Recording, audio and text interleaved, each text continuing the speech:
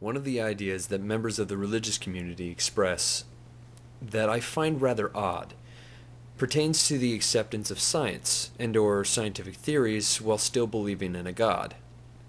The main idea expressed is something akin to saying science doesn't have any effect on my belief in God because science doesn't cover any ideas pertaining to God. Or something like science is compatible with religion because science is discovering my God. When members of the religious community express these ideas, it becomes very apparent to me that they do not fully comprehend the implications of scientific advancement when it comes to the idea of a God.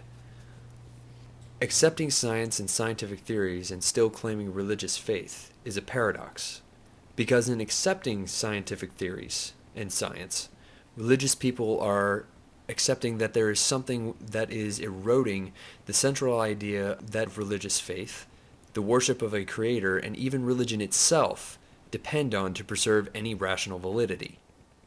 The more scientific knowledge increases, the less godlike and more obscure the idea of any one particular God must become in order to remain relevant to anything in the universe, therefore making it less worthy of worship.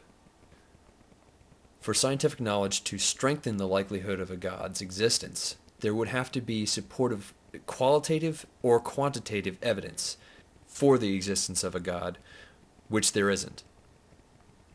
Let's look at what a God has been responsible for in the past. A God used to be the explanation of why the wind blew, for the behavior of the sea, and why there was thunder and lightning, natural disasters.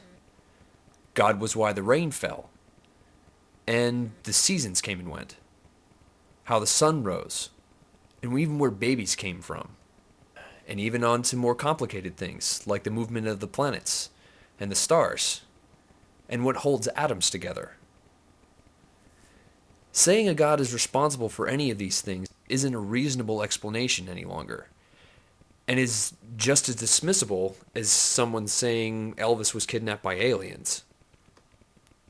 This is why science is so corrosive to religion. It's eating away at the godhood of God by providing knowledge where there used to be only the explanation that God did it. The God of only 200 years ago has differed a great deal from the God of today. And to most people in the developed world, the God of 1,000 years ago isn't even recognizable as the God they worship today. The functional truths of nature that have been revealed through scientific research have allowed humans to advance technology and benefit mankind, with everything from medicine through biological understanding to social and psychological understanding, and even on to computers and robotics. And with science and technology advancing and expanding our knowledge to ever greater heights and depths, the pool of knowledge that represents the essence of religion is contracting, mainly because humanity is growing up and leaving the pool area. Religion has served its purpose. It answered questions that needed answering when we were afraid of what was outside the fence, and we were too young to swim alone. Perspective is a powerful thing. Humanity's curiosity about the universe is too big to be tied to a waist-deep pool, no matter how many children are in it claiming that staying in the pool is the only way to stay safe. We really aren't afraid anymore because we're starting to understand. And we're venturing further and farther from the pool, and the pool is seeming smaller and smaller every day.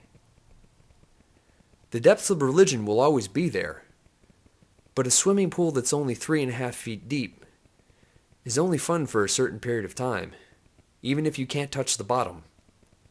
And playing a never-ending game of Marco Polo with religious ideas gets wearisome, especially in a pool filled with blood.